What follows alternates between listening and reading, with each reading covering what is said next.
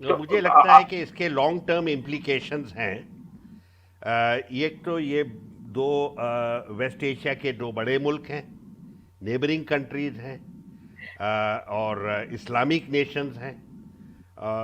तो अगर इनमें लड़ाई झगड़ा होता तो वो उसकी वजह से सारा इलाका एक उसमें एक बिल्कुल भड़क जाता, और उसमें कई लोगों के हत्या होती।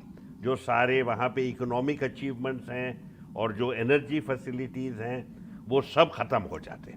हमारे लिए भी एक ये बहुत ही बड़ी चैलेंज होती, क्योंकि हमारे वहाँ कुछ 8 लाख लोग, 80 लाख लोग वहाँ रहते हैं, हमारे हमारे बाशिंदे, बिल्कुल। 80 लाख लोग। तो मैंने तो कई दफ़ा कहा है कॉन्फ्रेंसेस में कि हमारा एक मुल्क है जो बहुत अहमियत देता है अपने वेलफेयर, अपने जो बाशिंदे हैं वहाँ पे उनके वेलफेयर के बारे में हमारे लीडर हर वक्त बातचीत करते हैं।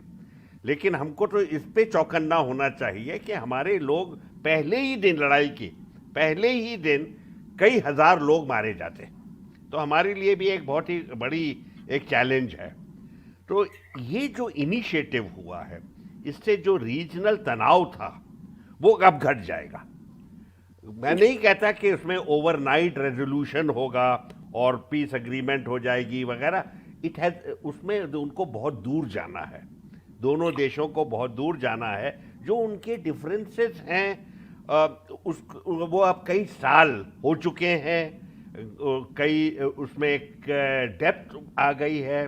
डिफरेंसेस अलग अलग उनको डिफरेंट बहुत अलग कर दिया है। उनके डिप्लोमेटिक टाइज नहीं थे, बाकी देशों ने उसमें अपने अपने दखल अंदाजी की है, ज़्यादातर अमेरिका और इसराइल ने। तो इस वजह से मैं समझता, मेरे समझ में जो आ रही है बात, कि जो चाइनीज इनिशिएटिव है उससे जो तनाव घट जाएगा वो पूरे इलाके के लिए अच्छा है। ये बिल्कुल, अब तो एम्बेसीज खुलने की बात भी चल रही है, लेकिन अगर हम भारत की बात करें तो भारत पे इसका, इस इनिशिएटिव का क्या असर पड़ेगा? हमें पता है कि भारत की दोनों देशों के साथ अच्छे संबंध है। क्या लगता है आपको, इसमें और ज्यादा बेहतरी आ सकती है? एक तरह से जो फ्रिक्शन का एक एक संभावना थी, या एक बैलेंसिंग एक्ट की संभावना, बैलेंसिंग एक्ट को हर वक्त एक करना पड़ता था, उसमें अब बेहतरी होगी। देखिए, मुझे कुछ बात कहनी चाहिए इसके बारे में। हाँ। वो ये है कि हमारे जो असेसमेंट है उसमें एक रियलिज्म होनी चाहिए। वो रियलिज्म ये है कि जो पूरा वेस्ट एशिया का इलाका है वो दुनिया भर में अहमियत पाता है। जाहिर है कि कई अलग अलग देश अपने इंटरेस्ट वहाँ परस्यू करते हैं।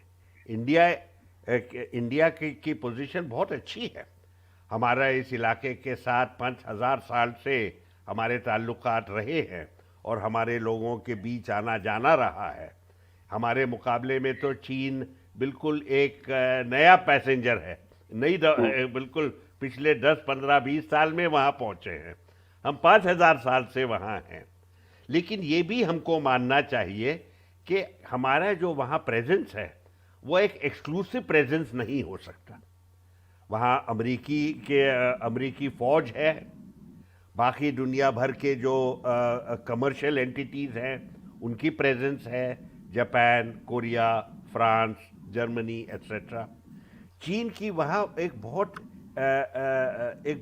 इम्पोर्टेंट प्रेजेंस है। उनकी प्रेजेंस रही है, वो तेल खरीदते हैं। उनको अपने कोई 50 या 60% उनकी जो रिक्वायरमेंट है वो वहाँ से आती है। हमारे 85% रिक्वायरमेंट वहाँ से आती है। लेकिन जो चीन वहाँ खरीदता है वो हमारे जो परचेस है उससे दुगना है। वो बिल्कुल, उनके लिए बिल्कुल। बहुत अहमियत है पाता है। फिर उनके बात रही इन्वेस्टमेंट की, जॉइंट वेंचर्स की, टेक्नोलॉजी की, और हर एक जो पॉइंट है उसमें चाइना एक इंटरेस्ट रखता है। सबसे बड़ा इंटरेस्ट चाइना का है बेल्ट एंड रोड इनिशिएटिव। वो उनके लिए वेस्ट एशिया तो बहुत ही क्रूशल है, क्योंकि उनको वहाँ जो अपनी सड़कें बनानी हैं और जो कनेक्टिविटी बनाने हैं वो एक बहुत ही इम्पोर्टेंट है। ईरान भी। लेकिन कनेक्टिविटी के अलावा वेस्ट एशिया उनका पार्टनर है इन्वेस्टमेंट के लिए, कंसल्टेंसी के लिए, जो और कंस्ट्रक्शन के लिए, कॉन्ट्रैक्टिंग के लिए, तो उस सब देख के उनके लिए बिल्कुल ज़रूरी है कि इस इलाके में शांति रहे, स्टेबिलिटी रहे। बिल्कुल।